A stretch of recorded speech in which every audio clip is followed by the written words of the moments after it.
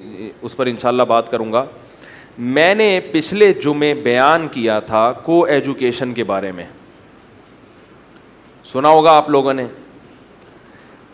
ایک مثال دی تھی کہ کسی معاشرے کو تباہ کرنا ہو تو اس کا ایک غلط طریقہ ہوتا ہے اور ایک صحیح طریقہ. غلط طریقہ یہ کہ محنت زیادہ ہو, آؤٹ پٹ اس کا کم, اور صحیح طریقہ یہ کہ تھوڑا سا کام کرو پتہ بھی نہ چلے لوگوں کو اور پورا معاشرہ برباد ہو جائے.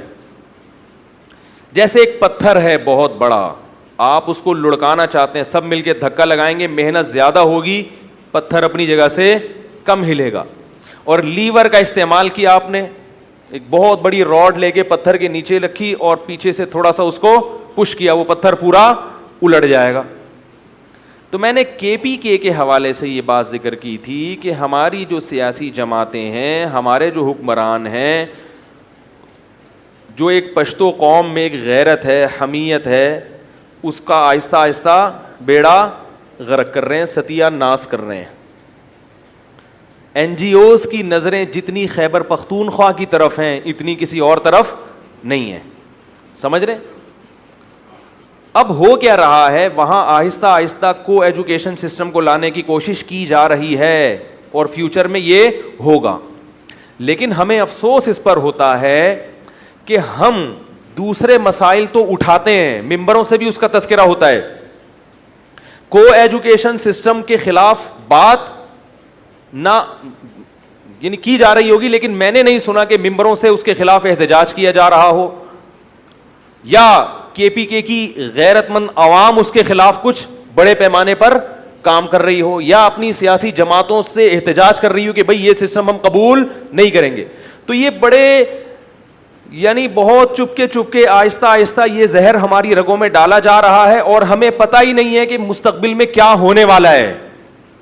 اس لیے میں یہ دینی فریضہ سمجھتا ہوں کہ اس کے خلاف ممبروں سے آواز بولو بھائی اٹھانی چاہیے. اور صرف KPK کی بات نہیں ہے, وہ تو چونکہ ابھی دورہ کر کے آیا, وہاں کے حالات دیکھے, یہ تو پنجاب کو بھی آواز اٹھانی چاہیے اور کراچی کو بھی آواز اٹھانی چاہیے. اس پر بہت تباہی کی طرف جا رہی ہے ہماری نئی نسل, مخلوط دینی تعلیم کی وجہ سے, مخلوط دنیاوی تعلیم کی وجہ سے. دیکھو ایک بات ذہن میں رکھو, اگر مدرسے مخلوط ہو جائیں جن میں صبح و شام قال اللہ اور قال الرسول پڑھایا جاتا ہے, تو وہ بھی کیا ہو جائیں گے, تباہ ہو جائیں گے. ہمارے ہاں اسکول کے سلیبس کو تو فوکس کیا جا رہا ہے کہ یہ ہونا چاہیے, یہ نہیں ہونا چاہیے. ماحول کو بالکل بھی فوکس نہیں کیا جا رہا کہ کس ماحول میں دینی تعلیم ہوگی. اگر KPK کی گورنمنٹ جو بھی مستقبل میں بنتی ہے وہ KPK میں پہلی جماعت سے لے کے 10ویں تک قرآن کو لازم قرار دے دے, وہ کہے کہ قرآن لازم ہے, عربی سیکھنا لازم ہے, خدا کی قسم اگر کو ایجوکیشن والا سسٹم ہوا تو یہ قرآن کی تعلیم آپ کو زنا سے نہیں بچا سکتی. یہ قرآن کی تعلیم آپ کو قرآن پر عمل کرنے پر مجبور نہیں کر سکتی. میں کہتا ہوں پہلی جماعت سے لے کے 10ویں تک قرآن نہ ہو, لڑکوں کا الگ مدرسہ اسکول بنا دو, لڑکیوں کا الگ مدرسہ اسکول بنا دو, یہ زیادہ اہم ہے بنسبت اس کے کہ سلیبس میں قرآن کی آیات کو شامل کیا جائے. کیا کریں, کیسے سمجھائیں بھائی. قرآن کی تعلیم بھی ضروری ہے مگر اتنی ضروری نہیں ہے جتنا مرد اور عورت کا الگ الگ بیٹھنا بولو بھائی زیادہ ضروری ہے. ہم اپنے باپ داداؤں میں اور آج بھی ایسی خواتین کو جانتے ہیں جنہوں نے قرآن نہیں پڑھا مگر قرآن پر عمل اچھی طرح سے کرتی ہیں. ان کو نہیں پتا قرآن میں کیا لکھا ہے, لیکن ان کو پتا ہے کہ غیرت اللہ کا حکم ہے, حیا اللہ کا حکم ہے, شوہر کی اطاعت اللہ کا حکم ہے, بھائیوں سے محبت اللہ کا حکم ہے. یہ 5-6 احکام ان کو معلوم ہے, قرآن ایک لفظ بھی نہیں جانتی. اور ایسی خواتین کو بھی جانتا ہوں الحمد سے لے کے والناس تک پورا قرآن پڑھا ہوا ہے مگر 10 مردوں سے ان کے تعلقات ہیں. قرآن پر عمل یہ زیادہ اہم ہے بنسبت تعلیم قرآن پر.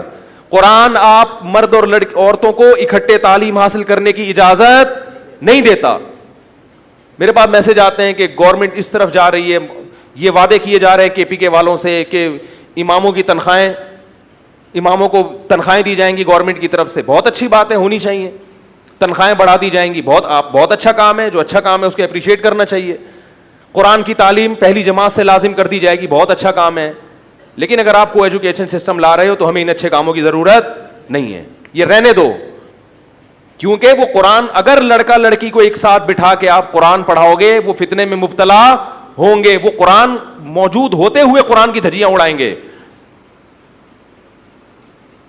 میں پنجاب میں تھا, میرے سامنے ایک واقعہ آیا کہ ایک صاحب, ان کی 2 جوان بیٹیاں, بیٹا کوئی نہیں, کہیں سفر پہ جا رہے تھے تو ایک جوان ینگ مولانا صاحب, بالکل ینگ, ان کو کہا انہوں نے کہ آپ میری بیٹیوں پہ نظر رکھیں, میں سفر پہ جا رہا ہوں. کس کے ذمہ لگایا؟ مولانا, اور وہ بھی جوان, اور آپ میری بیٹیوں پہ کیا رکھیں, نظر رکھیں, اور ان کو روزانہ آ کے قرآن پڑھا دیا کریں. جوان بیٹیوں کو جوان مولانا صاحب سامنے بیٹھ کے کیا پڑھائیں گے؟ بولتے کیوں نہیں؟ قرآن پڑھائیں گے. انہوں نے قرآن پڑھانا شروع کر دیا. پڑھانے والا کون ہے؟ مولانا. اور ان مولانا کے کردار پر اس سے پہلے کبھی انگلی نہیں اٹھی, کوئی 2 نمبر آدمی نہیں تھے وہ, تبھی تو باپ نے اعتماد کیا نا 1 نمبر آدمی ہے, مشہور تھا نا کردار اچھا ہے. حماقت دیکھو آپ, اپنی جوان دونوں بیٹیاں بٹھا دی ان کے سامنے اور بتا دیا میں کیا کر رہا ہوں, ٹاٹا میں جا رہا ہوں. بتا رہے ہیں باقاعدہ کہ میں کیا کر رہا ہوں, جا رہا ہوں. ان مولانا صاحب نے قرآن پڑھانا شروع کیا, آنکھ مٹک کے. قرآن کی تعلیم کے دوران کیا ہو رہا ہے؟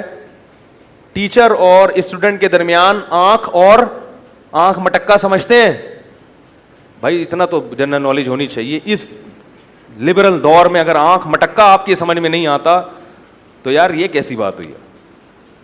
آنکھ مٹکا یہ ہوتا ہے کہ پہلے تھوڑی سی نظر ٹکرائی, شرما کے تھوڑا سا یوں کر لیا, پھر یوں ٹکرائی, پھر یوں ایسے. ایک ہوتا ہے باقاعدہ آدمی اسی نیت سے بیٹھے, ایک ہوتا ہے نیت یہ نہ ہو, لیکن وہ شاعر کا شعر ہے نا, نظر سے جو ٹکرا گئی تو کیا ہوگا, میری محبت کو شے آ گئی تو کیا ہوگا. تو پہلے نظریں کیا ہوتی ہیں, ٹکراتی ہیں, پھر آہستہ آہستہ آہستہ آہستہ. تو وہ خلاصہ میں پورا پروسیس تو نہیں بتاؤں گا ورنہ بہت سے لوگ یہاں سیکھ کے جائیں گے, اچھا یہی ہوتا ہے پہلے, ٹھیک ہے. خلاصہ بتا دیتا ہوں کہ نتیجہ یہ نکلا کہ سیٹنگ ہوئی اور گھر سے کیا, دونوں کیا ہو گئے, ظاہر ہے 2 بہنوں کو لے کے تو بھاگ نہیں سکتے تھے, ایک بہن کو لے کے مولانا صاحب بھاگے, اور وہ بھی ان کے ساتھ باقاعدہ اپنی مرضی سے فرار ہوئیں. سمجھ رہے ہیں؟ پھر انہوں نے کہیں چھپ کے شادی کی, کورٹ میرج کی, اور ہنسی خوشی زندگی گزارنے لگے. ابا جب گھر میں آئے ہیں تو کفے وہ مجھ سے بھی ملے, ان کے ابا کہہ رہے ہیں مجھے وہ مولوی ملے, میں یوں کر دوں گا, میں یوں کر دوں گا. میں نے کہا آپ نے جو کرنا تھا کر لیا. سمجھ رہے ہیں؟ آپ نے گوشت چیل اور کوؤں کے سامنے رکھ دیا, اور اب چیل اٹھا کے جا رہی ہے, تو آپ کہہ رہے ہیں مجھے چیل ملے تو دیکھو میں اس کا یہ کر دوں گا, میں اس کا یہ. پاگل پنا ہے. اب مرغا مرغی کو چھیڑ رہا ہے تو آپ بولو گے میں دیکھتا ہوں مرغے, تجھے دیکھتا ہوں, تو سالے نظر اٹھا کے تو دیکھ. یہ اتنی, میں حیران ہوں لبرل لوگوں کو اتنی موٹی بات سمجھ میں نہیں آتی, کیونکہ اس بیان پہ کمنٹس, جو لبرل طبقہ ہے نا اس کے کمنٹس آ رہے ہیں مولوی اسی چکر میں لگے ہوئے ہیں, انگریز کہاں پہنچ گیا, چاند پہ. یہ بھی تو کہہ رہے ہیں لڑکا لڑکی کو مت بٹھاؤ آپس میں, نہ ان کو وہ جناب, اور وہ تو مولوی تھا جو کورٹ میرج کر کے بھاگ گیا. ٹھیک ہے, میں نے ان سے کہا, میں نے کہا شکر کریں اس نے میرج کی ہے. جو لبرل لوگ ہوتے ہیں وہ مولوی صاحب پہلے سے میرڈ بھی تھے, شادی شدہ تھے, انہوں نے دوسری کر لی.